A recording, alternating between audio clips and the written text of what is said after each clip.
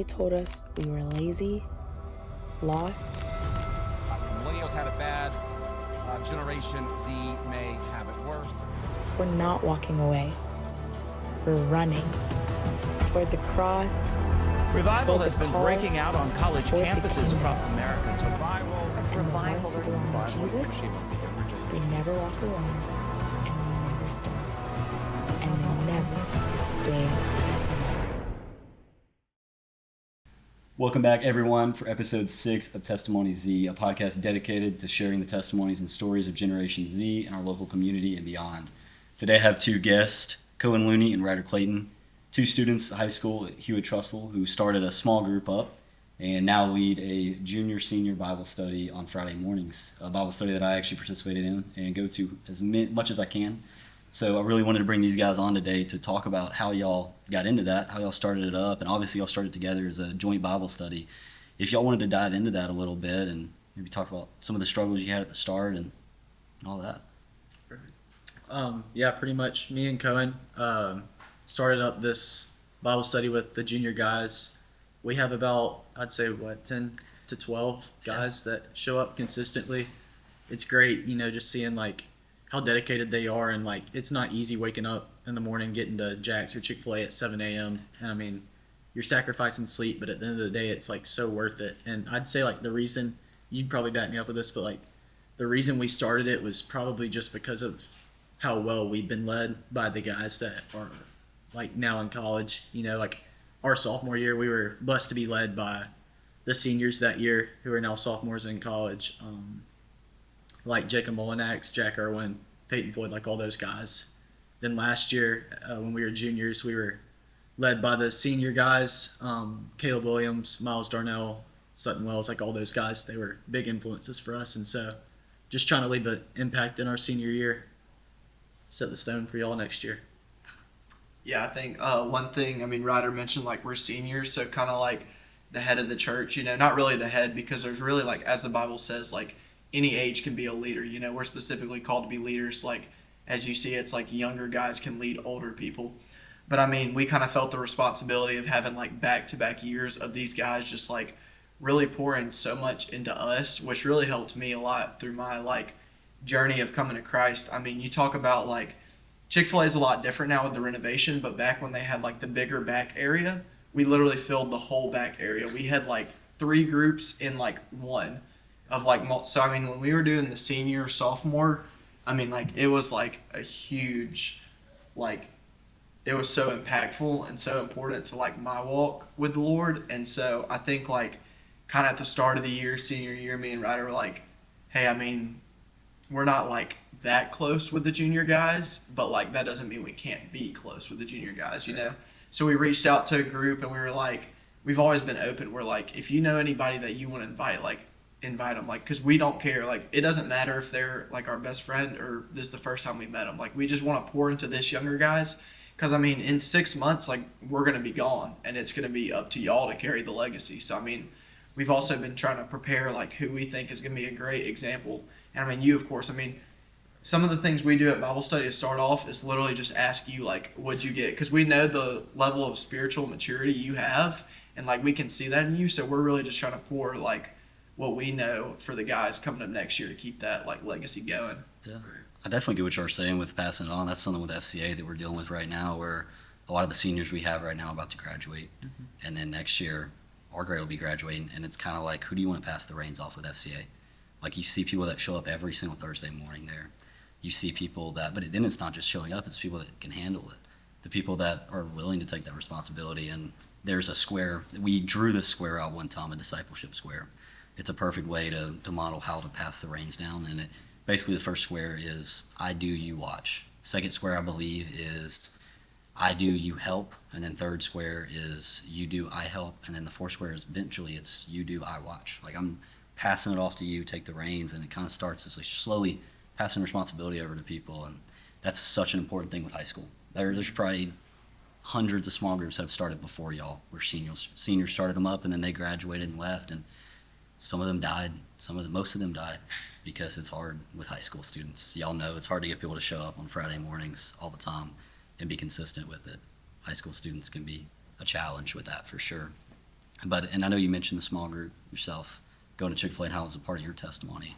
If y'all just want to dive into a little bit about how, Sutton, how some of those launch groups fed into your testimonies and how they've gotten you to where you are today.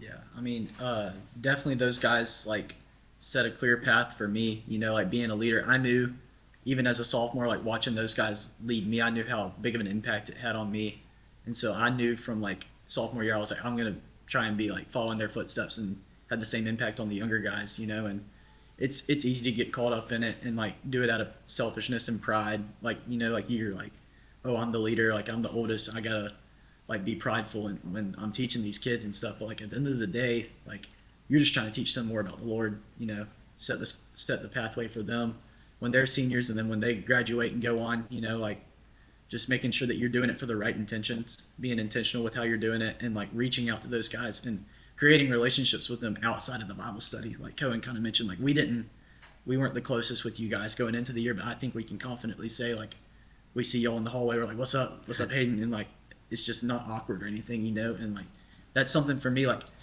about to go off to college. When I go off, I don't want it to just be a thing where like when I come back to Trustful, I don't want to just come back for my family, like I want to come back and like have those bonds and relationships with guys like you and like some of the even younger guys, to where like I get to see them and like get to visit with them, like it's like I'm not just leaving my family behind, but I'm also like getting to see y'all when I come back and visit. So I mean, just being intentional and like doing it for the Lord and for the right reasons is definitely the way that those older guys like impacted me and what I'm trying to pass on to y'all. Yeah, I think one thing about like the group and like how it can help your testimony too is like the best way to be a great Christian is surround yourself with other great Christians. So like that doesn't necessarily mean like you just need to find the best Christians in your grade. There's 4 grades at our school, 7 grades in our middle school. Sorry, not trying to make it, or in our like youth group through like 6th through 12th, right? And so I mean like if you can surround yourself and put yourself in those environments like daily, like or like weekly, like it'll help you so much. Because I know one thing about my testimony is like I've always struggled like wanting to read, like not just read the Bible, but literally just read in general. Like you will never catch me reading a book or anything like that.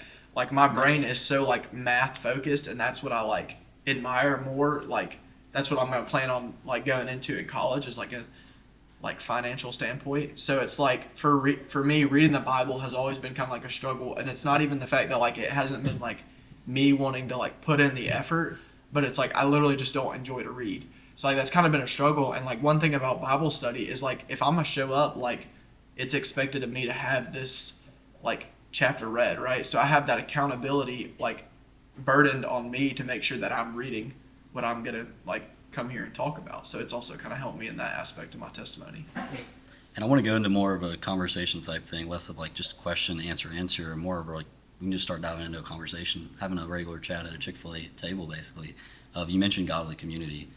What would godly community be? I think that's something that nowadays can be kind of blurred. Of a godly community is finding the best Christians you can find and hanging out with them, or is a godly community finding people that are willing to grow, able to grow, and that you just grow with them? I mean, that's something that I think is super important, especially as you're young. When you're at this age right now, you are primed to learning. Like reading right now, if you start reading right now, all that information that you're going to get in, it sticks so much more than as the older you get. So yeah, I mean, godly community, I think that's an awesome topic to go on, especially as leaders that have started a small group. And I'm sure y'all have learned many lessons as leaders, make many mistakes, and you learn from them, and some wisdom in that. Yeah. Well, I mean, I would say like in one, like a normal community, like in order for a community to grow, like there has to be more people, right? So like for a godly community to grow, like you have to have your standpoint of like these Christians can like lead. But like if you're not going out and finding other people, like essentially that community's not growing. So then it's not really a godly community, it's more of like a godly group, just like conversing with each other. So you got to make the effort to go out and talk to other people to bring into that community. And then, kind of like what you were saying about like you teach them and then they go out and do, like, I mean, that's pretty much what, like, we've been diving into Luke in our Bible study, and like Jesus has been teaching people and they're like, can we follow you? He's like, no, go back to your home place and spread what I have done. So I mean, like a godly community, like we've got to like kind of go out and tell what we've done, spread that, make that community grow, and then it just kind of grows more, you know? No, to me, like a godly community, it starts with transparency and accountability. You know, it's like Cohen said, holding each other accountable first and foremost. I mean, like, how are we going to be a godly community if we're not following what God has planned for us and like what He wants us to do? And I mean, that's the thing we've always told the guys in the Bible study. Like, anything you are going through or anything that you're struggling with, it's definitely something that like you're going through alone and something that someone before you hasn't experienced. You know, because I mean, that's just part of it. I mean, you're going to struggle. It's just part of being a teenager, you know. Yeah, that's one of the main reasons we wanted to create the godly community with the Bible study, and hopefully like teach y'all and comfort y'all when y'all are going through things to the point where like y'all get to spread that and bring that into our school. Because I mean, that's what we need. Like, we need to prepare y'all for battle, because I mean, like, the world out there, it's a battle, you know. It's a dark place, and we're just trying to create more lights. I mean, yeah, it's what me and Cohen said. Like, when we started the Bible study, our whole goal was to just not just invite the 10 of y'all, but for y'all to go out and spread it more to the community, to create that godly community. Our goal is obviously to just get more of y'all there to the point where we can't be the ones that teach y'all anymore. We want to get more of our friends involved to lead y'all as well. And so godly community, it starts like in this inner circle, but it doesn't stop there. You know, it goes out beyond that. And I mean, yeah, it's just obviously the goal. Yeah, man, and the small groups is definitely, I'm hoping it continues to grow and grow. Growing is one of the hardest things to do for a community, though. I mean, especially in high school. People have schedules that are all over the place. It's hard to have something set in stone that can grow. And high school kids, man, they got everything to do. It feels like they got athletics, they got Fortnite, they got Call of Duty. Sleep. Right. Anything. Yeah. Studies, athletics. Studies, exactly. ACTs, tests, all that good stuff. But yeah, no, I mean, absolutely, godly community, something that grows. Also, being a leader, I'm sure there's been many mistakes that have been made through that process. Being a leader, I love how you said, is clarity, it's accountability, it's being transparent about, hey, I've struggled with this, I've dealt with this, and it's the same way of, like, we talked about the scripture of log in your own eye. Like, pick the log out of your own eye before you pick the speck out of your brother's eye. Right. And I think a lot of people see that scripture as, okay, I'm just going to keep this to my, like, I don't want to have to worry about what's going on with me, so I'm just not even going to say anything to anyone else. So then I don't have to pick the log out of my own eye, right? But that's not what that scripture's talking about. Is that everyone's going to struggle with something, but the difference is righteous judgment. Of, like, I've mentioned this on the show before, and I may have even mentioned it in one of our Bible studies, where obviously if I'm dealing with alcoholism or if I'm struggling with something like that, I'm not going to go up to someone and be like, hey man, like you can't be doing this is wrong, like you shouldn't be doing this, because who am I?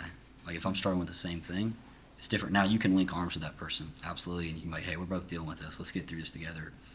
But if I'm not struggling with that and I see someone that's maybe doing something that I've gotten through or I've struggled with before or I've been able to flee from, then obviously I'm going to go help them with that. And it's not the situation, because it says pick the log out of your own eye. Like, what that is talking about is, hey, pick what is in your eye. The same thing that you're trying to get out of theirs, get it out of yours first. That, I think a lot of people look at the log as sin as a whole. I look at the log as more of, hey, what exactly are you judging them on?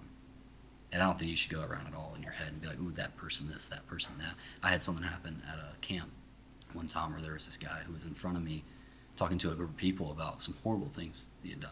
And he was just laughing about it. And, like, I was like, how are you going to be at a church camp like this? And you're content in exactly what you're doing. Your heart is hardened. And it frustrated me. It was like, why are you faking it so much? Like, really? Like, why are you here? And I asked myself that question, and I remember it was making me so angry. It was that jealousy of, like, oh, I just think that just because I don't do these things, I'm better than this person. And that's not the case at all. And I had a realization, honestly, in the last few months, I've had some big realizations in my faith that have changed my view on a lot of things. But that night at worship, I had a bigger realization, standing in the back of the room, watching everyone go around, and it was a time of prayer. They were playing a song, and people were going around praying with each other. And it finally hit me at that moment, watching all these people go around, of, like, it is a spiritual war. Like, there is a battlefield everywhere you go. And some people's battles may be a couple weeks, some a couple months, and some could be years. Like, some people God could be working in their life right now, and it's on, like, year 3. And you look at them in the halls, and you're like, man, that person ain't even trying. They don't even care. But something's working up inside of them, and you just might not be able to see it. So I love how you said transparency, accountability, and jealousy. I mean, it is something that as a leader you can struggle with a lot. Like me, like if I screw up sometimes I'm like, man, like how am I the type of person that could have a podcast? How am I the type of person that could go and speak at events or be making social media posts about this? Like, who am I? Like, I'm just as bad as anybody else, if not worse. And it's something that I think a lot of leaders struggle with. I'm sure y'all have dealt with it before. Yeah, and I think like one of the like topics I feel like has been like brought up at our Bible study like recently and like in multiple times is how like Spencer said this, but like Christianity's almost become more of a trend than like a lifestyle, you know? And like I remember reading, I can't remember like what chapter specifically, but it was in Luke when I was studying for our Bible study, and essentially like it said like what you do like in public for the Lord, and then like compared to like what you do in secret, like how the Lord sees that. So it's like when you think of like athletes that go out and they're like, you know, first of all, I'd like to thank my Lord and Savior, you know, nothing would be done without what Jesus has given me. And then, you know, if they're going off and like partying, drinking, having like relations, like sexual relations outside of marriage or like anything like that, I mean, it's kind of like you're using it for your own like public standpoint instead of like actually dedicating your life for like what the Lord has kind of called you more of, instead of like, because it's obviously like none of the glory is for us and all for Him. So like I think I've really enjoyed when we talk about that like kind of topic, and I think, you know, you might could relate on it more. No, for sure. Like one of the biggest slogans at our church has been living a life set apart from the world. You know, it's so easy to fall into the temptations of the world, like Cohen's saying. Like it's so easy to go down that path, but I mean, it just comes back to just being the dedication part of it, and then also just like not falling into the certain things of the world like jealousy and frustration. I mean, obviously, like you said, like as a leader, that's going to be part of it. And I mean, from my own standpoint, like I've always dealt with jealousy and some frustration and things, but something that changed my life, honestly, is just, it was a quote that I heard one time, but it was like, have so much faith and confidence in the Lord's plan for your life that you don't even get frustrated when things don't go your way. And that's something that's always stuck with me since then, and it's just given me comfort, you know. And but yeah, like just living a life set apart will help you not fall into the temptations of the world. And then I've said this once, I've said it 1,000 times in Bible study, like if it was easy, everyone would do it. And so I mean, it's just part of it. It's not easy living a Christian lifestyle, but I mean, at the end of the day, when you're at the golden gates, I mean, it's going to be worth it. So yeah, exactly. I'm sure y'all have heard this quote before. It's one I saw it a while back, and I'm going to try to see if I can remember it too. But it was basically, you know, people who live set apart, or they live separate from God. They do all the fun things in the world and all that. This 80 years, if they're lucky, of their life is the closest thing to heaven that they'll get. And the people that suffer through those 80 years, that go through hardships, that stay faithful because it's not easy to do, those 80 years of this life are the closest to hell they ever get. And it's like, what do you want? Do you want your 80 years to be closest to heaven or closest to hell? Because eternity is coming eventually. And I saw this one guy ask, he's like, you know, people who are Christian, I want to know why you're a Christian. And I don't want to hear the whole, like, Jesus loves you. And man, I looked at this one guy and he's like, if I'm wrong, then I have wasted 7 years. If I'm right, I have gained eternity. And what have you really lost if you live your life with kindness and love and respect and discipline? Like, what have you really lost in life? You've lived it to the full. You've done what the best you can do as a human being. And I think that's a great way to put it. And how you mentioned you love the topic when we go on that. And I mean, I think it's incredible. I think that's what's great about a small group, is being able to go into those topics, for sure. I mean, it's not even like a small group too, where we just go and like kind of going back to like the community topic. Like we don't just show up, buy a biscuit, and we're like, all right, we've got 20 minutes, let's talk about the Bible. Like half the time, you know, we're in such like deep, like real conversations that we're running out of time. So I mean, like going back to that community, like the fact that like at the start of the school year, like I'd probably had like a few, I could count on my fingers how many conversations I'd had with you, and it had probably been like at the gym or something, you know? And now like every week, like, you know, we're gathering and we're being pretty open. I mean, some of us are, you know, are being open about like things that you wouldn't just tell like others. And that's kind of like another standpoint of like vulnerability is like so big, because like Ryder was saying, I mean, struggles, like there's so many struggles that you're facing with that like a bunch of other people are also facing with. So kind of like that community standpoint again is like just being able to like have some real conversations and open up is like ultimately gonna like open more doors to like more connections. Right. So, And I think go ahead. I got it. I think naturally too, is like human beings, especially as men nowadays, in the way that this was a big part of my testimony at the start of like being raised, even if it's not directly, like even not directly being told like, oh, don't cry, don't do this. Like the world has turned men into you don't cry, you don't talk about your problems, you don't talk about what's going on. And if you just ever sit down and have a meal with people, maybe not on the first one or the second one, but once you get to the third or fourth, people are going to start opening up. There's something about a meal. Like it talks about the greatest way of communion is a meal. Invite someone over for a dinner, maybe somewhere, and they'll start opening up and talking. And you really start to see how men really are. Like, we're all human. Like, if you're dealing with something, you're not the only one dealing with it. And I think people get stuck up in this idea of I'm the only one dealing with it. And you mentioned athletes saying, oh, all glory to God. And we see it on social media all the time. And I think that's something that could feed into leadership too, where we get this skewed image of leadership. Same way we get a skewed image of relationships nowadays. Because you see all these, oh, this is a red flag, this is a red flag. And so people start overthinking everything. And we see it with a lot of leaders like Bryce Crawford. I think I saw a post one time, and it was someone saying like, oh, I want a man like Bryce Crawford. And I was like, be careful. I was like, who do you think Bryce Crawford is? You see this public image of him that's perfect. He doesn't mess up. He doesn't sin. All these videos are him evangelizing, doing these awesome messages. And I would say that is who he is. He's a godly man, awesome person. But what does he tell Maddie, who he's married to now? What does he tell her in private that no one else knows? What is he dealing with in private that he's struggling with that no one else knows? Like, we get this skewed image of what leadership is that it's supposed to be perfect. It's not. And you mentioned doing the right thing. I heard this story one time from Jocko Willing, who was a SEAL, talking about they had to go and measure some stuff out in this ocean for a marine amphibious assault.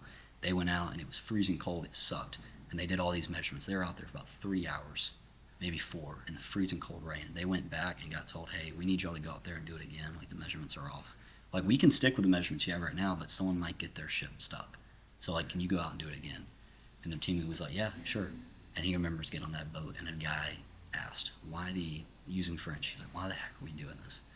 Like, and the team leader's like, we don't have to do this, but it's the right thing to do. Mm-hmm. And he said that quote lived with him for the rest of his life. We don't have to do this, but it's the right thing to do. It's going to suck. It's a rough life. It's not unicorns and rainbows. And I talk about it so many times with baptism, how people, I feel like, see God and see it as like a magical fairy. Like, you're going to get baptized and then things are going to be great. And that's not true. We all know that. Like, I bet the first time you've been through a time where you've really been set apart and it hurts you, it sucks.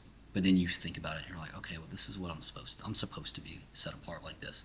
And you're like, okay, well, this isn't so bad. And you slowly start to get this peace about this life. And peace is where that magical fairy dust comes from, that you see in people that have been on this journey for 4 or 5 years. Like, you look at them like, man, that guy's just full of so much joy and peace. Well, what did it take for him to get there? Right. And we don't see that with social media. We don't see that get posted, the process, and it skews an image. And I think it's so important as men and as leaders to make sure that people know it's not like that. Right. No, I mean, I think the only way to get to that level of leadership, I mean, as Matt Molinex always says in our Sunday school classroom, it's you got to take the mask off. You can't put on an act in front of everyone, because I mean, that's not who you are. Like, you got to truly show who you are. And that's one of my favorite things about the Bible study, is the fact that like you said, we're not going to just know like your whole story the first time or two, but like now that we've been meeting for a few months, and I'm lucky enough to lead another group of sophomore guys as well. And I mean, we started a lot later than you guys. We're meeting for the 3rd time this week, but even just now, I'm like going through phases. Like, it was the same phase with y'all, where first 2 weeks everyone's a little timid to talk. It's like conversation's not flowing as well, but as we like grow and get a little bit more closer and get to know each other more, like the conversation, you can agree, like the conversations have gotten better and better each time. And like, we're able to not only dive deeper into the Bible, but we're learning more about one another, and like we're learning about each other's struggles and like how to ultimately just push people to get through like those struggles. And that's leadership to me, is like having just the courage to open up about struggles and stuff. And I mean, I'm hoping that the point that we're at with y'all we'll get to that same point with the sophomore guys. But I mean, leadership just starts with you being accountable and just having the courage to open up about the things that you're going through. Because I mean, as guys, I mean, we talk about this all the time too. Like, we're prideful. I mean, it's not just a guy's thing either. Like, we don't want to be we don't want to show others our weaknesses.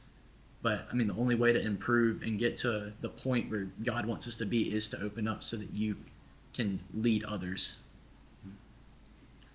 Yeah, I mean, also kind of like to talk about like the start of like our Bible study. You know, me and Ryder, I mean, when starting something like that, you know, there's a little bit of nervousness, right? You know, like we were finding, because Ryder had a good connection with, I'm gonna name drop, Lucian and Jake. And so, I mean, he kind of like reached out to them and was like, how can we get this thing started, you know?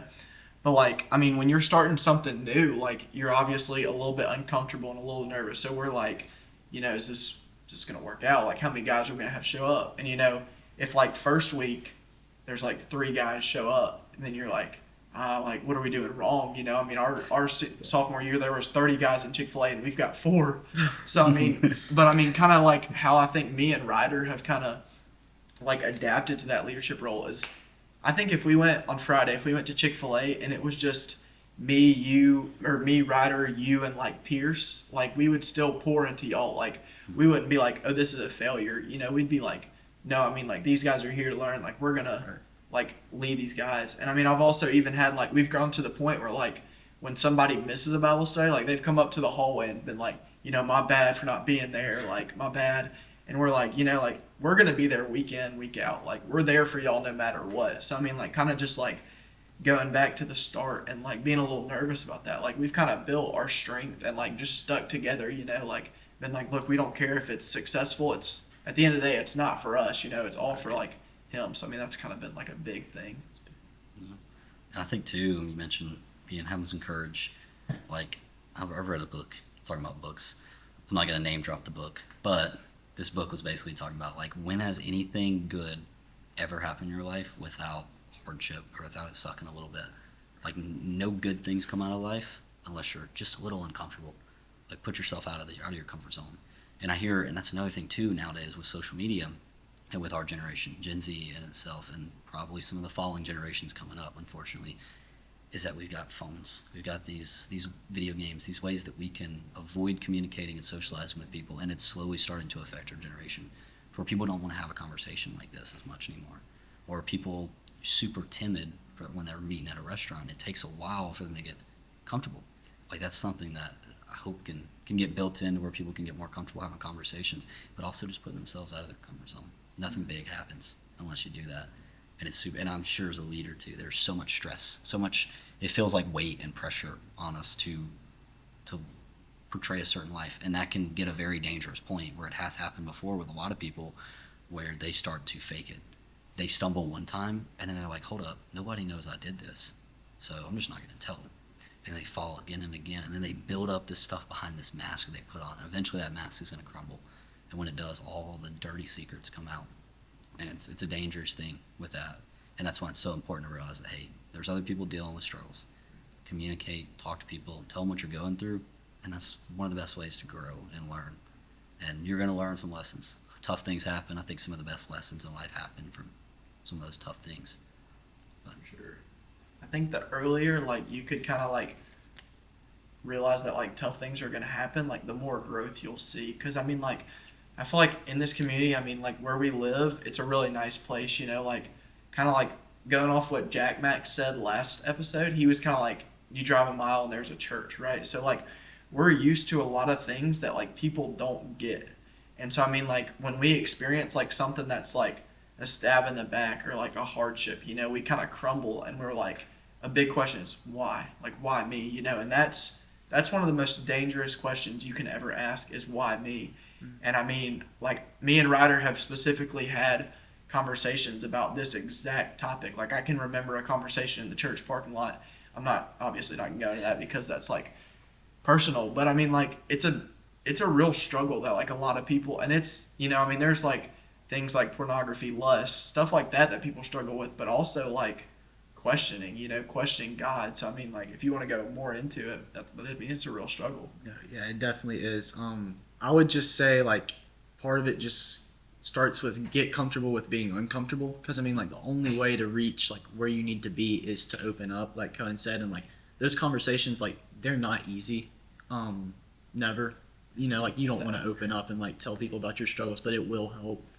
I'm I can vouch for that. I mean, you can too. And it starts out with having accountability. Reach out to those people. Starts out with, first off, surrounding yourself with good people. And then also like having an accountability partner. That's like one of the main things that we have. Cohen's my accountability partner. I have guys in the Bible study that I'm their accountability partner. And I mean, like, it's great. You know, you can lean on one another like through tough times. And so like, it's so much easier to go through battles. Like there's not a military or an army of just one person, you know? And so like, you have to have your brothers with you or your sisters. I don't know who listens to this, but like, yeah, like you can't go through things alone. And I mean, I think it just starts out with surrounding yourself with good people. And I mean, you're going to go as far as that'll take you. And we come back to godly community with that.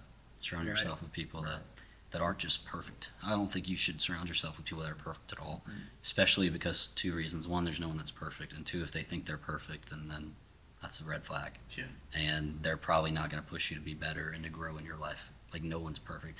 You could read the Bible over 5-10 times, and there's still going to be something new that you're going to pick up on the next time you read it, and that's something that's incredible about it. I don't know, maybe it's just because it's a big book, or maybe it's because of how much and how deep every verse goes. Like, I think if you read the Bible and you read just one verse each day, you could pick out so many different things out of just one verse. Like, I mean, I remember reading about the lost sheep, you know, talking about Jesus going and finding this lost sheep. And there was a part in it where it says, and he puts the sheep on his shoulder and he takes it back to the flock. You think things like that are just excess stuff. He puts it on his shoulder. Well, no, it's not, because why would he put it on his shoulder? Well, that sheep's too weak to get back on its own. Like, it's strayed away from the path. It ain't going to get back on its own. So he put it on his shoulder and he helped it. Like, we can't get back on our own. And we stumble and we fall. We try to do everything by ourselves. Like, that's been in January of this year, actually. And I'm going to talk about this Friday at the high school revival. It's like a big thing that has changed my whole view on God, on Jesus, was that we got to be dependent on him. Like, you can't do things by yourself at all. And Jesus paid that price one time on the cross. And I see it all the time. You know, people, they fall short. We're all going to fall short. And, you know, people are like, Lord, like, forgive me. And they say time and time again, every time they stumble.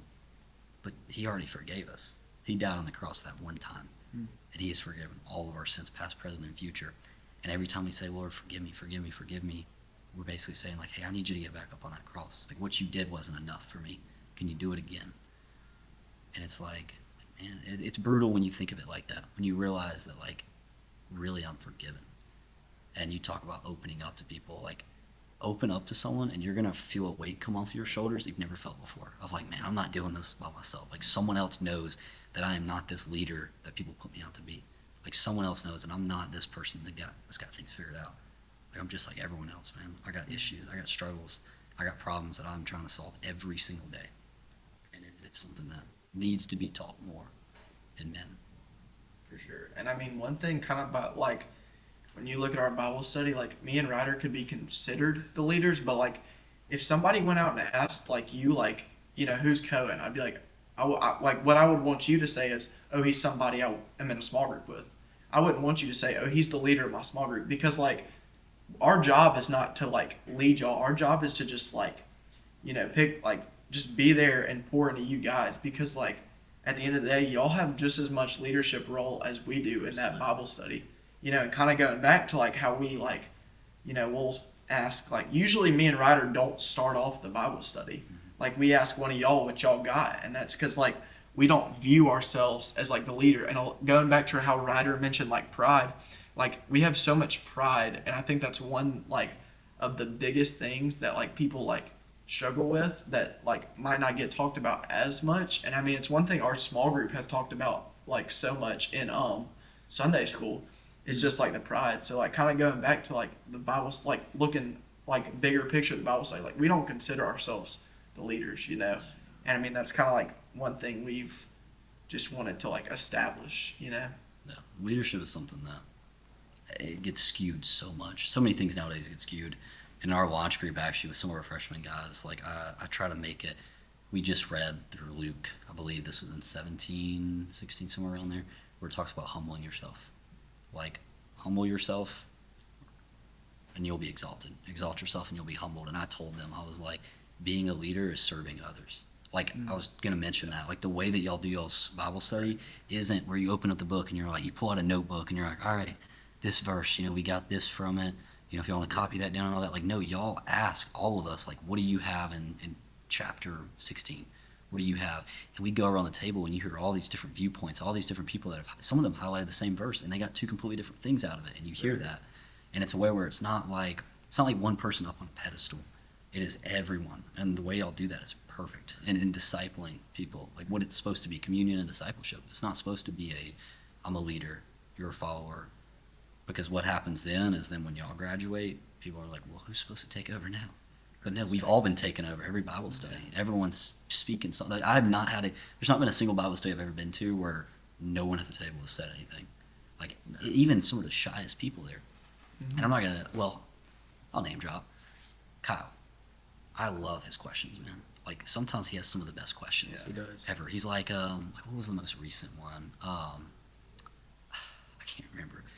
But it's like almost every Bible study he's got some questions every week. Yeah, and I love it. Half the time it stumps us. Yeah. And those are the best questions. Man, I don't know. Yeah, that's. And I mean, like it's like you said, just seeing everyone's viewpoint on things, it changes your perspective. And I mean, it's like Cohen said, like we're considered the leaders in that Bible study, but I walk out of the doors of that restaurant every time feeling like sometimes I feel like I got more out of it than what y'all did. Like I feel like y'all are teaching me most of the time, and that's the way it should be. Exactly. Like I know I don't know it all. And I mean, half the time I'm going in there to learn more about that's the whole point. That's why we do it. And I mean, part of it, like the shy people, like it's good to see them adding to the conversation and stuff. Cause I mean, we want to be inclusive. And I think that's a lesson. Like we learn lessons inside of that Bible study that we can take outside, like inclusiveness, like that's a big part of like what we go through like in high school. Like you see in high school, like that kid that sits alone at lunch, like, include him, go talk to him, go get to know him. Like he might be like considered strange or like different to like you or maybe some other people, but I mean like get to know him. And I think it goes back to one of the kids we sit with at lunch. DJ. I mean like I thought I would have never gotten to know this kid. He's on the spectrum. Like, he's special needs, but like he's a great guy. Like he's filled with joy every day we walk into that lunchroom. He greets us with the biggest smile. Comes and gives us the biggest hug, and then like we let him sit with us at our lunch table, and he's our entertainment. Like he brings a smile to our face every day, no matter what he's going through, no matter what we're going through. We see him, he lights up our day. And so like just including others, like you never know how big of an impact you'll not only have on your life but also theirs. And so like that's a big thing like we can take from inside the Bible study and like get bigger picture, like you said. I love how you mentioned helping us too. Like it 100% helps you. Like when you be nice to someone. I got two examples I can think of right now. Obviously, I'm not going to name drop them, but there was this kid. It was actually at First Baptist. We were waiting outside of the chapel space to go in for a worship night, and this kid was sitting by himself. And I was like, I'm going to go talk to this guy. I don't know what grade he's in. I don't know who he is. And, it was this rock guy. Like, he was looking like rock. And I was like, man, like, you see people like that sometimes, you're like, man, that guy's probably crazy. So, and then I went up and talked to this dude. He was the most chill, most, like, the kindest, best dude I've ever met. Like, love talking to this dude. And I ended up talking to him for forever. Found out he was a senior, what he's doing after high school and all this. And then now every time I see him in the hall, I'm like, hey, what's up, man? Like, how you been? And you don't see, like, I have been in groups and I hate it because we talk about godly community. Obviously, there's no perfect community. And I have friends who I don't think have been to church before. And you try to get them to go to church, like, nah, man, that's just not my thing. And they live their life like that. But you're still friends with them, obviously, because you love them. And, we walking through these halls, and one time one of them spotted this kid, and they were like, look at that guy, like, he looks so weird. And I was like, that's so-and-so. Like, I talk to him all the time. He's the coolest dude you ever meet. And then sometimes I've actually brought him over and introduced them, and they start talking to him, and they realize, wow, he's a cool dude. Like, one thing that I've talked to people before is, what is normal? Like, really think about, what do we define as normal? There is no normal. Like, everyone has a different view of normal. It's all relative. It's all perspective. Like, there's some of the kindest people you'll meet in the world. And if you judge them by a cover, you may never meet them. You may never get to talk to them. There was another guy who came into a class one time, and he was asking for a teacher. And I was like, oh, no. And we ended up getting in a conversation after a little bit. And now, mind you, this dude at breakfast, he used to sit at a table by himself, this little long table. And it was before I knew him. I didn't even recognize it. When I talked to this dude, and I saw him one day, I was like, hey, man, why don't you come sit over with us for breakfast? And now every single day he sits at our cafeteria table for breakfast in the morning with, Nathan and all of us. And he's an awesome dude. Like, he reads too. So sometimes I'll be like, yeah, man, I just finished this book. I'm starting this one now. And he'll tell me about, he loves fiction. So he's always telling me about this. Like, he started this 6-book series that he's on, like, book 3 of right now. And I'm like, dude, fiction ain't my thing, but that sounds crazy, that book you're reading right now. And he's an awesome dude. It's super wholesome. So I mean, it'll help you too. Like it just makes you feel like such an amazing person when you can make someone else smile, when you can make someone else happy. People who may not ever have someone talk to you before. Like, I don't know if y'all have seen, have y'all seen the girl that has a wheelchair? She's always on a wheelchair around the school. I think I've heard that. Yeah. I was in the elevator one day. My legs were like dead, and I was like, I'm just gonna take the elevator. I did it for like 3 days, no elevator pass. And I remember she was in there this one time, and she had some pajamas on. I was like, those are some nice pajamas. I was like, where'd you get those? And she started talking about, Target and all that. We started talking. Nicest person you'll ever meet. But you see her rolling around the halls, she always looks like she's like frown face. Like you never see anyone talking to her in the hall, walking with her. And sometimes it makes you feel sad. It's like these people, they can't control what they're born with. Why should they be treated any differently for something they can't control? And that's something, I remember that hit me a long time ago. We were in Gatlinburg, and I had it happen with one of our servers, and people I was sitting with, they were making fun of her for something with her teeth and how she looked, and I was like, it hit me, and I kind of thought to myself, I was like, she can't help that. Like you talk about, we were raised in a great community. We were raised in a community where if I have messed up teeth, I can go to my parents and say, hey, can I get braces?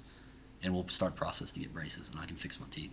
If I have a breakout, I can go to a dermatologist and get stuff to help with my face. Some people don't grow up with that. And it's like, why should their one lifetime? Everyone's going through one lifetime. Even your parents, this is their first time living life. Why should their whole life be full of hate just for something they can't control? And it really will hit you when you think of it like that. And it helps you so much. When you treat people with kindness, it feeds straight back into you, man. What you put out is what you're going to get out. 100%. Yeah, I mean, one thing that, like, Jesus says in the Bible is, like, who are you to judge? Like, literally not a single person on this earth is, like, has the right to judge another. And going back to, like, you talking to that girl in the elevator, like, I've actually had an interaction with her because she's a new student this year, and a group of, like, leadership, we went and introduced, like, showed some new kids to school, and I got to kind of like talk to her and show her around the school. I don't think I like actually toured her, but I talked to her a little bit beforehand. And like I said, and like you said, I mean, yeah, she's like extremely filled with joy. And like, I mean, we really can't help like what we look like, how we sound. I mean, but at the end of the day, we're all creating God's image, right? And that's kind of been like one thing I try and like, because I mean, it is so easy to judge others that like aren't like you. If you see somebody walking down the hall with pink hair, you're like, why is that? But like at the end of the day, like as a Christian, we should be like, we can't judge others like that. I mean, especially with me and you going off to college, like in August, like we're gonna see even more people that are like might be different than us. But I mean, like you said, like what is normal? So I mean, like it's gonna be a second like kind of test to like be like we can't be quick to judge, but even go out and start a conversation, kind of like you've been saying.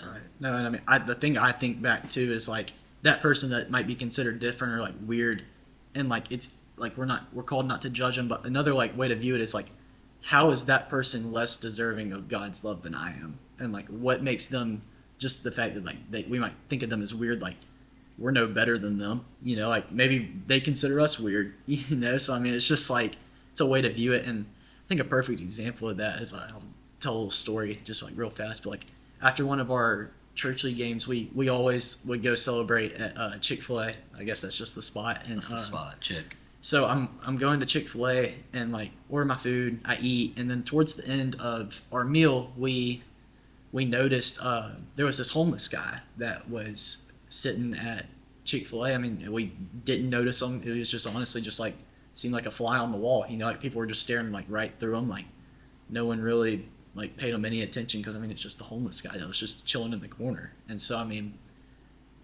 towards the end of our meal, we looked over and we saw one of the Chick-fil-A workers approach him with a bag from Walmart, and it was cold outside, so he bought him a jacket and like some pants. And so like that touched me, and I'll name drop, but like that touched me and Dane. We saw that and we were like, wow, like that guy like really went out of his way to go treat that guy with kindness, and like he saw him the way that God sees him, and like we're all people of God. And so we saw that and we were like, well, this homeless guy, like he's about to go out into the cold. We don't know if he's been fed. And so we go on our app, Chick-fil-A app, and then right when we go on our app, we go to our rewards and we each had a free chicken sandwich. Just like had no idea, it was just there when we got on the app. And so like I knew it was a sign from the Lord, he knew it was a sign from the Lord, and so like we were like, we can't waste this opportunity. And so like we order him a chicken sandwich, and he had gone to the restroom to put on his new jacket and stuff, and when he came out, we gave him his food. He was really grateful. His name was Alan. I still remember his name. Gave him his food, and then we got to use that, eat something as little as giving him chicken sandwich. We got to use that as a platform to tell him about the gospel. So like went through our bracelet with him, and then we also just got a chance to pray for him. You know, like get something as little as that, as like letting him know that we saw him.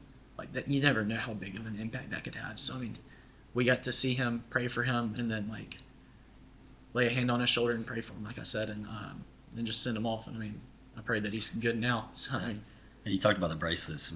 If we have some guests outside of Trustful right now, if you want to run through the bracelet real quick, but you memorize it? yeah, I got it memorized. So our bracelets at First Baptist, we have it's a heart, right? Or hearts first. Right? Hearts first. Hearts first. So heart is Jesus loves you.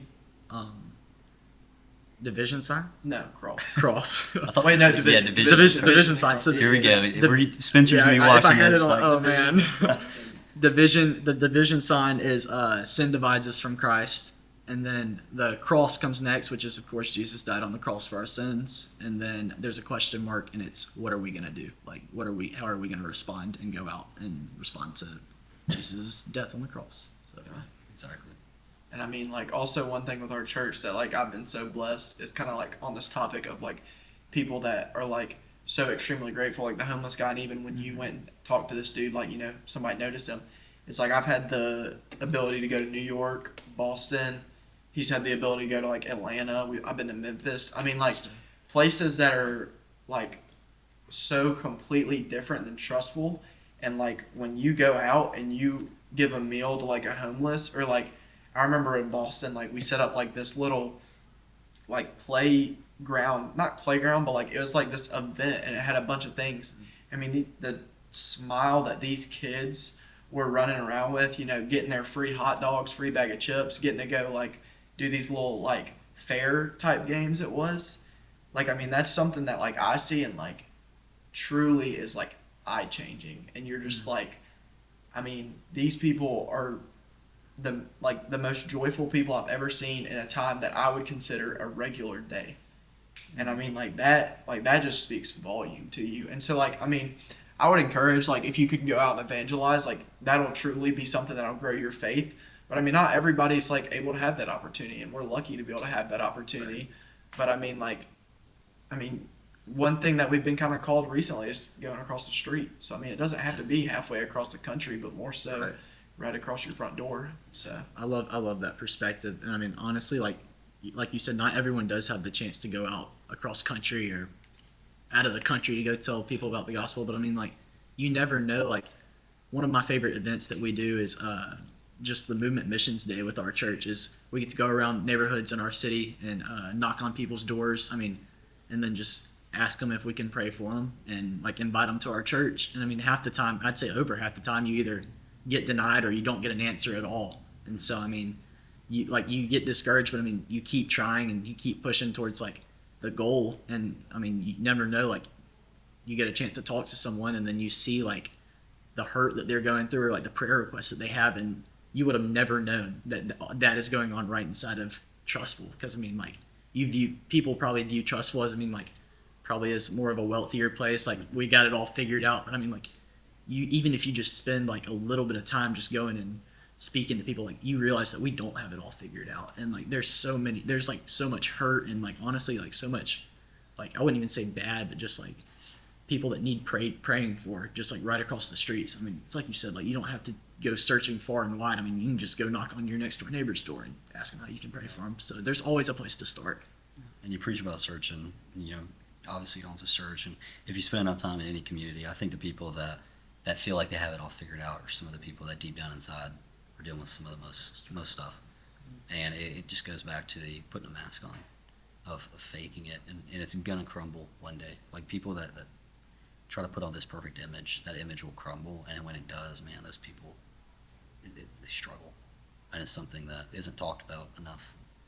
And if you even want to go, I guess for a good example for me that I could think of would be like military, like PTSD. People that deal with that kind of stuff, that go into it, they go into a job and a service that gives them such a huge purpose in life, of like you're fighting for a country, you're fighting for a freedom, and then they come home from that, and it's like, well, what are you fighting for now? Like, you just gotta incorporate back into regular life, and that's something that a lot of them struggle with because they think they're the only ones dealing with it. Like they think, man, I'm the only one going through this struggle of finding a purpose. And if they would just go and talk to other vets, they'd realize, hey, I'm not the only one struggling with this. This is something that we're all struggling with. And it goes straight back into the faith. Like, hey, I'm not the only one struggling with this. I don't have to hide this behind. Like, leadership isn't being perfect. Leadership is acknowledging that I'm not perfect and never stop learning. That's something that I struggle with at my age of like I feel like I've learned so many lessons in life. Like I feel like I've made so many stupid mistakes and been through so many stupid situations that I've learned from. And it's like have I learned more than most people at my age, or am I just thinking I have? And it's like, I don't know. Like I really don't. Like there's no way to gauge talking to an older person. And I think definitely being around older community, like surrounding yourself with a godly community of people that are younger than you to discipleship, people that are around the same age as you to, guide you and help you, but also people that are older than you, that have more wisdom. I plan to bring some older people onto this show, like Spencer and Matt and them, that are just older and have wisdom. They've made the mistakes in life that I may not have. And I think that's something that's equated into the person that I am today, is being around people that are older, that have made mistakes, and they tell you, don't do this. And before you even make that mistake of like, okay, well, that's bad. I shouldn't drink that. I shouldn't smoke that, because look where it's led this person in their life. And they don't want that for me. I still have it on my phone, this huge long text message from a coworker I used to work with of like don't do what I did. Like I don't want you to fall down that same path. And it was just this long, just pouring his heart out. Some stuff that he had never told me before, that he had opened up about. And that's something that's so important. Is like we've obviously are older. And if y'all went up to a freshman and they're like, yeah, like I'm struggling with so-and-so, you've probably been through that. I wouldn't say probably, you have. Like I would guarantee you probably have. Since you're older, you've been a freshman before. You've dealt with the same things they're probably dealing with, and you can help them with that. And so, yeah, being a leader is not having it all figured out. If you start knocking on doors, you're going to start to realize that there's people out there struggling with the same stuff. And I actually had, I love how you talked about too, speaking, the homeless guy, like you haven't seen him again, and you don't know what's kind of going on with his life. I think that's something that you go back to the question of why. Like I think the question of why, I don't think it's so much a bad question, I think it's how you ask it. And I think why gets asked in all different types of situations. Like maybe you evangelize to someone, and then they leave, and it's like, okay, well, like why did I do that, Lord? Are you going to show me like you're going to help me reap something from that, or harvest something from that? Sometimes no. Most of the time, no. I had a guy one time who went to Munoz, the local trustful spot. Warlock was Layla. I don't know, that's a big debate of what would be the go-to. But we were at Munoz, and I remember my family was leaving, and I saw this guy sitting at a table by himself, like 2 or 3 big glasses of beer, his phone, and an AirPod, and just sit by himself, kind of scrolling there and drinking.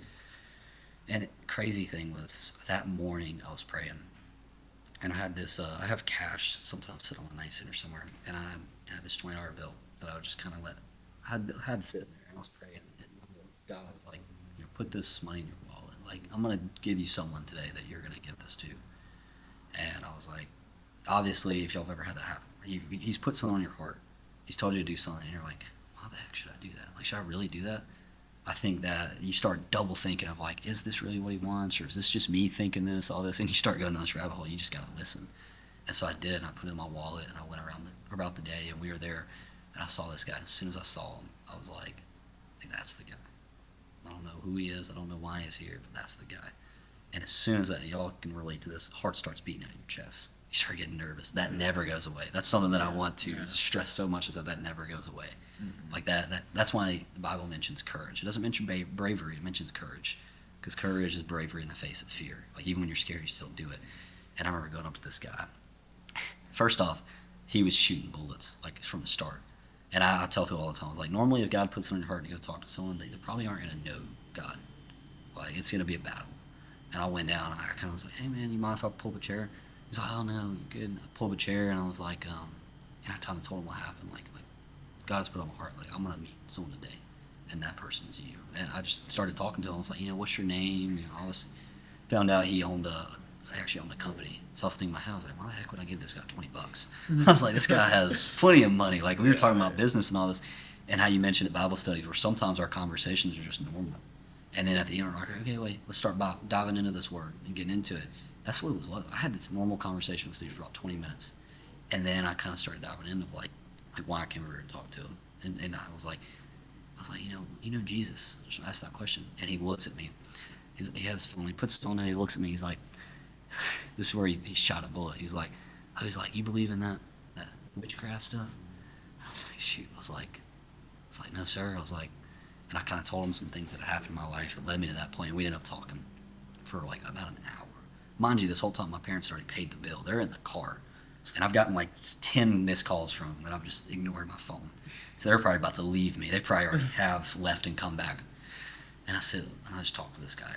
And we had some of the best conversations. And, I would obviously put Jesus in there when I could. But it was just normal conversation. And I remember leaving. I was like, hey, man, like, I hope you have the best afternoon. And if you ever need anything, you know where to find me. Like, I'm here every Sunday, man. Every Sunday afternoon. And I just remember thinking, like, because I had seen this guy. He wasn't.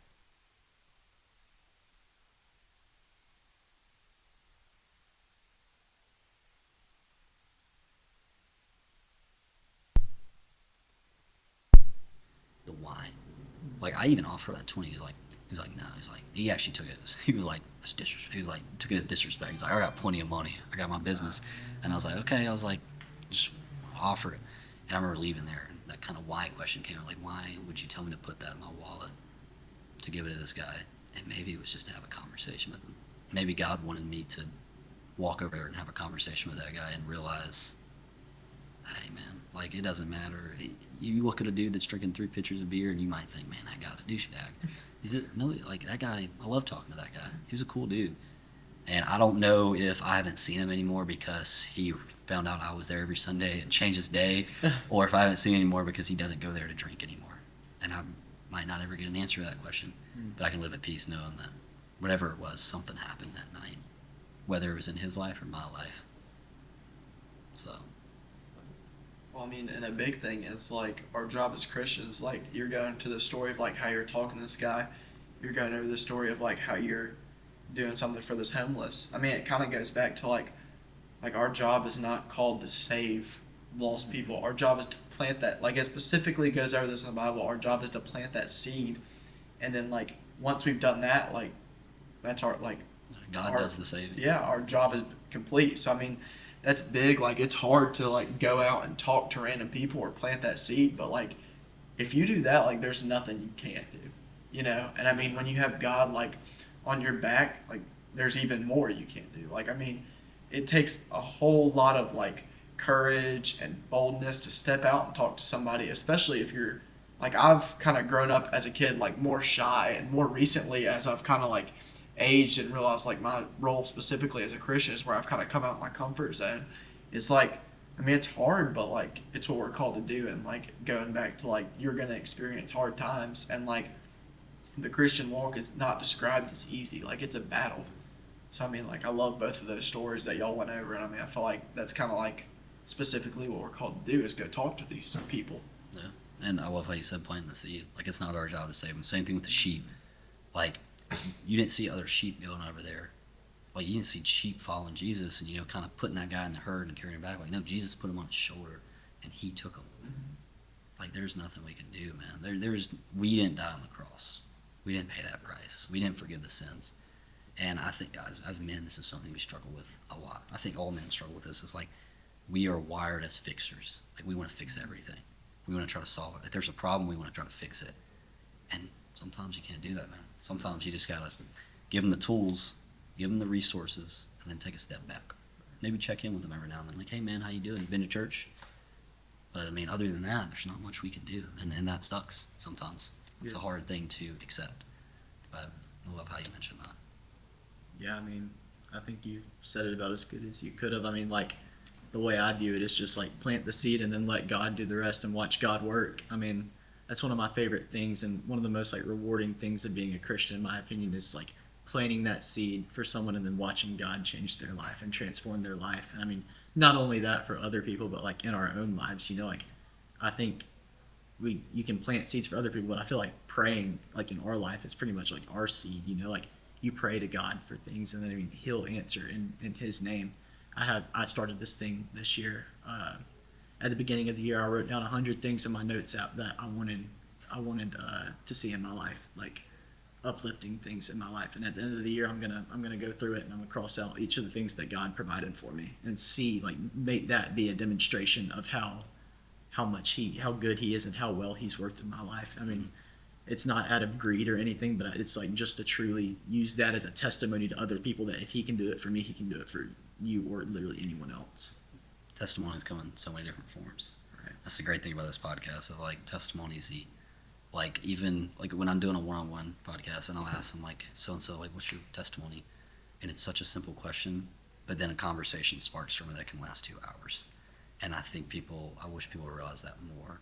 Of like, man, anyone can have a conversation. You ain't got to have it all figured out. You got to be perfect, and you can have a conversation. And, you know, as y'all have led these small groups, as y'all have, I would say, in a leadership position, because you've realized, like, hey, I'm not perfect, but I'm trying my best. What are some of the best lessons you've learned? And also, what are some of the situations where you felt you've been set apart? And it may not be easy. Most of the time, it's not easy being set apart. It sucks. Well, I mean, one thing I want to say off of that, what Ryder was saying about like personal prayer, is one thing our Sunday school leader, Matt Molinax, again, who's one of the most spiritually wise people I've ever like heard talk. That's not like a famous, you know, because I've heard like Cliff in person talk, but he said in our last small group, he said, if everything you prayed in the last week or two came true, would other people's lives be changed? Would your lives be changed? Like, and that perspective of like what you're praying for, like that was huge. Like when he said that, I was like, oh my gosh, like what have I been praying for, you know? I mean, that's one way to kind of like a lesson, like how you can like shape a prayer or something, or like a conversation. Because I know one thing you said in the last episode was like someone had asked you, like, can they shape a prayer for them? And you were like I can't do that because it's a relationship between you and God. And then you even said like a prayer is not a one-sided call. So like one of those things is you can kind of just have that focus, like, is what I'm praying for the kingdom and the glory of God, or is it for my personal benefit? And so I mean, like, that's easier said than done, of course. But I mean, like, that's one thing that I think is just so big in your personal walk, is being able to pray. And I think it's so easy to get caught in the trap of doing it for yourself, of like praying for prosperity type things, because sure, it starts small, but that could lead into, I saw something today talking about worship. Like, it's like if you don't worship in private, and worship can come in many different forms: music, studying the word, prayer, or just worshiping and acknowledging. Heck, worship could be going outside, looking up at the sky and the trees, and being like, there's no way a man could have made any of this.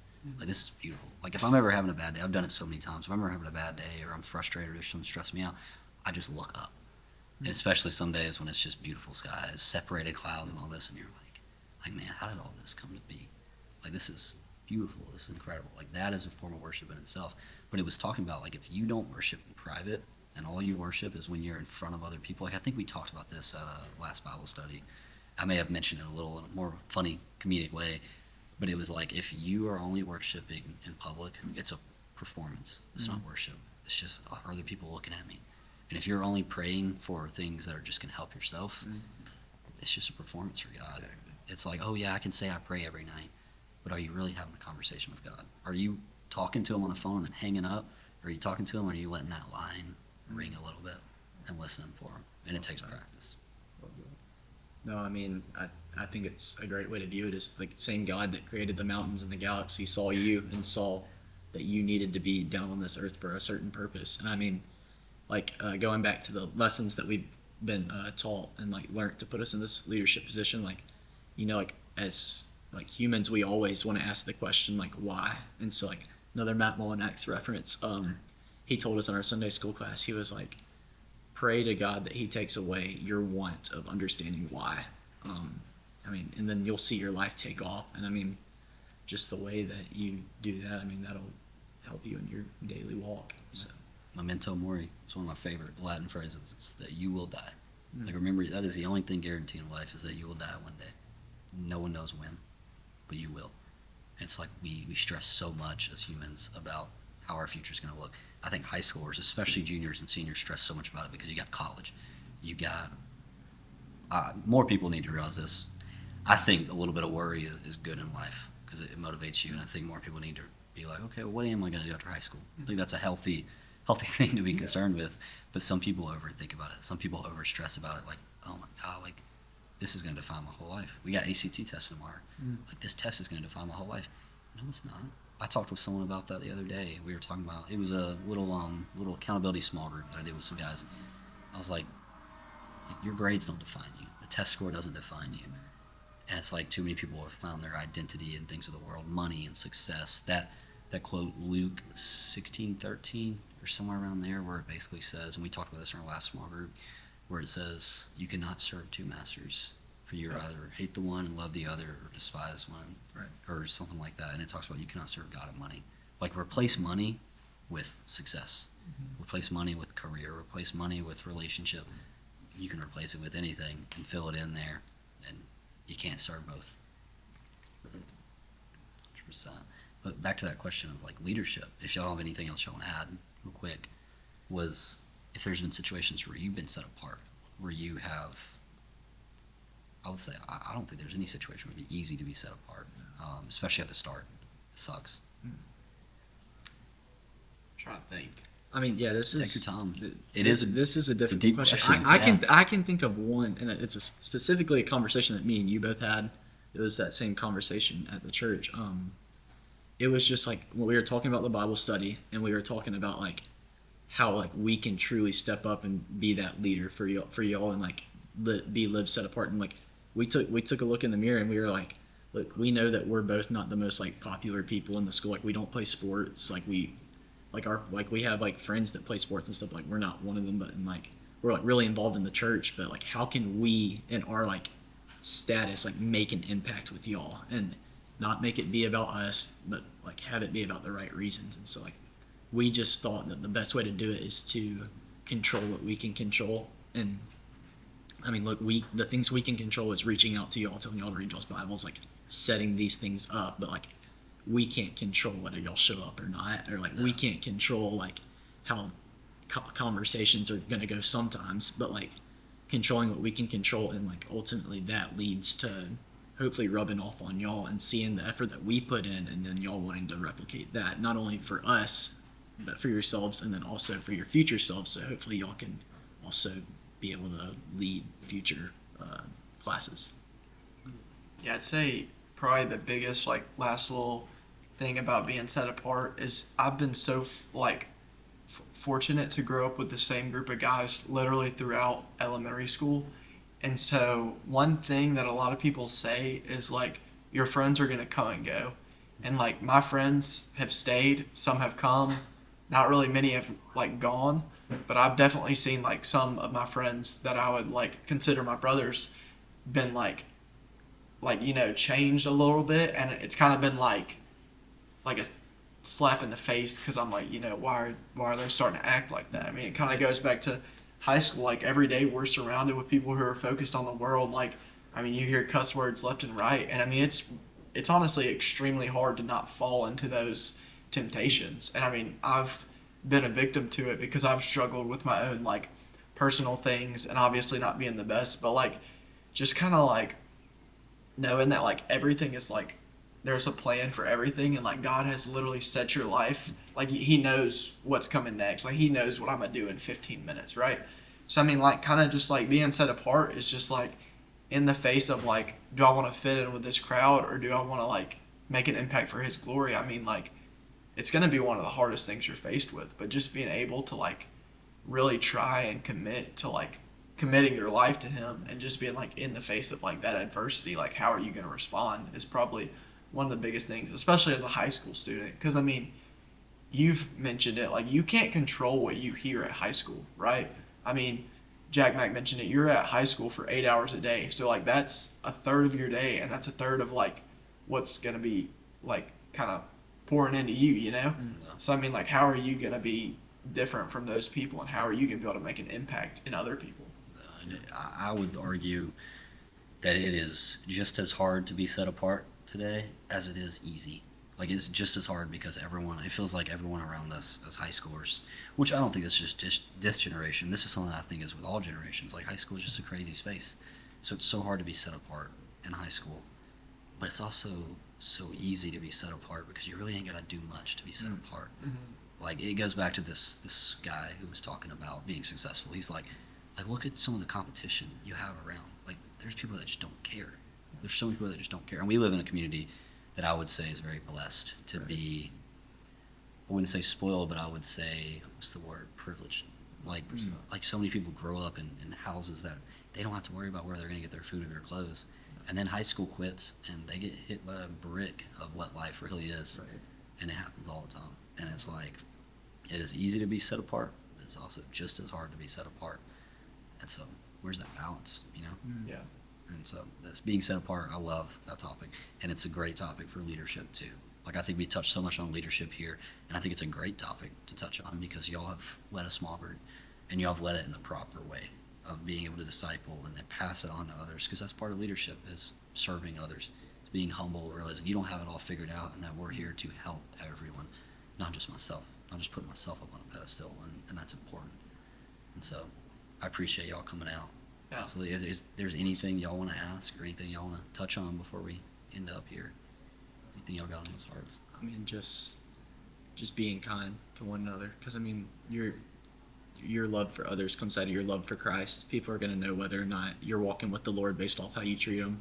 Like, are you putting people down, like, in front of them? Are you talking bad about people behind their backs? Or are you that person that, hey, that person's not in the room, people are talking about him, you cut it out? Like, you're the person that steps in and be like, hey, this isn't right. Or, you know, just treating people the way that you want to be treated, for sure. It's just like the thing I'd want to leave off with. That's part of being set apart. People were talking bad about someone behind their back, and you're like, hey, I was like, maybe we shouldn't do that. You might get looked at funny. You might start being the one that they talk bad about behind their back. Right. But it goes back to what you said. Like, if that's how they're acting, do I really want to be like that? And the answer is probably no. So why do I care what they think? You know. So, anything? I'd say just like as hard as it is to figure out, the biggest first step is figuring it out. I mean, it starts with your personal relationship with Christ. You can't lead a Bible study. You can't go out and spread the word. You can't like help these other people come to Christ if you don't have that personal relationship. So just like, I mean, how important it is to really just like feed your relationship with Christ daily. Yeah, I think that's the most important. I think having a personal relationship should come over anything. First 8 months of my journey, because I think it was like the first 8 months was before I started driving, and it was like I did not go to church on Sundays and Wednesdays, and I think it was because of this image that I had of how people act in church. Like, I'll see people at worship, you know, putting their hands up, and then they'll be drinking on Saturday night, and I was like, do I really want to be around that? Yeah. And so I didn't go to church. Like, I was like reading my Bible every night, praying every night, and sticking kind of to myself. But man, once I started going to church and you start to meet people. I always tell people, like, yeah, I got my small group circle, but in that I have an inner circle. And a lot of those inner circle guys are at our small group on Friday mornings. Right. And it's like you start to meet these people and meet people that are like-minded in their faith. And you're like, man, you know, not everyone at church is like that. But you can learn some great things. Like Kyle asks some amazing questions, and I love it. Every time, I don't know if I ever text him. Maybe I did, maybe I just meant to. But I wanted to text him one time and be like, dude, please keep asking these questions.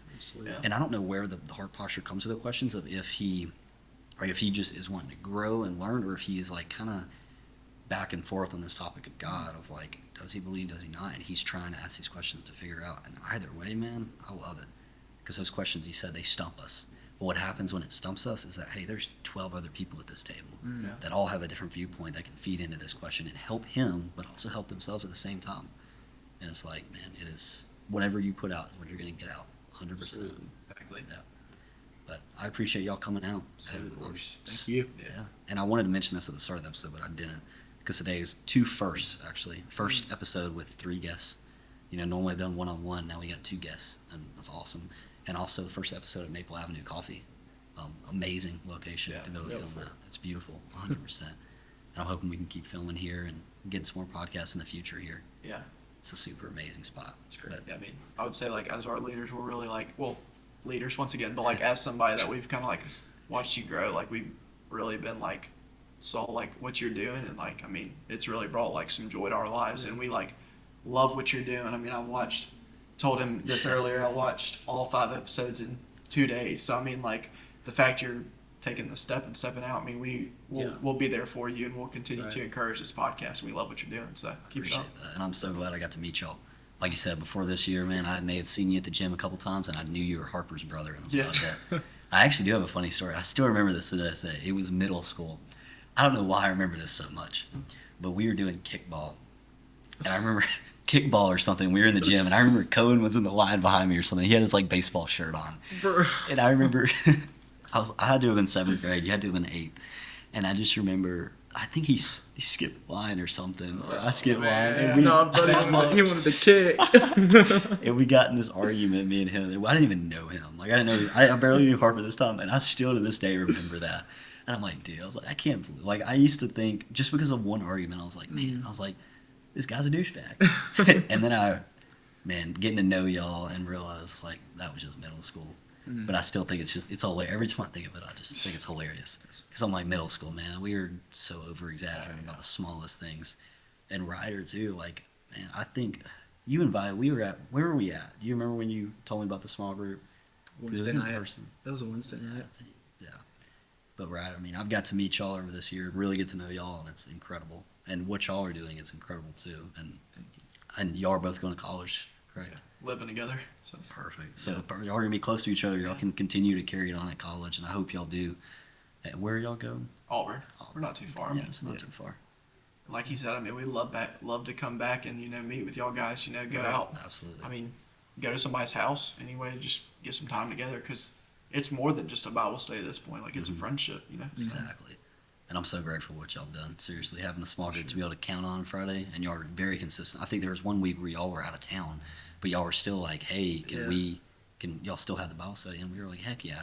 And we still carried it on. Like, y'all didn't just say, oh, we're not going to be there, we're not going to do it. And it goes back to that leadership of like, hey, this isn't us on a pedestal. This is a friend group. Exactly. And it's incredible. And what y'all have done is incredible. And I'm super happy to have y'all on and be able to talk about it. Yep. So thank y'all again. And sir. I hope the best in the future, especially with college. Yeah. Yeah. Thank y'all so much.